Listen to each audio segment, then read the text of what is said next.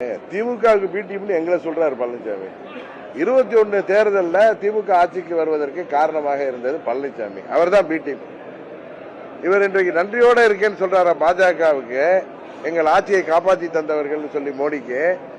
24 பாராளுமன்ற தேர்தல் என்பது மோடி அவர்களுக்கு எவ்வளவு முக்கியமான தேர்தல்.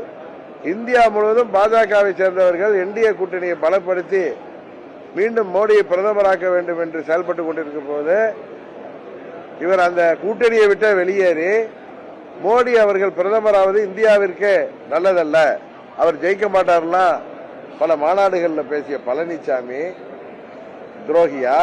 அந்த 24 தேர்தலில் 39 தொகுதிகளிலேயே திமுக வெற்றிக்கு வழிவகுக்கின்ற விதமாக இவர் வேட்பாளர்கள், டம்மி வேட்பாளர்கள் போன்ற வேட்பாளர்களை போன்று, குறிப்பாக தமிழ்நாட்டில் பல இடங்களில் 3வது இடங்களுக்கு சென்று சில தொகுதியில் 4வது இடங்களுக்கெல்லாம் அந்த ரெட்டலையை கொண்டு சென்ற பாவம் பழனிசாமி செய்திருக்கார்.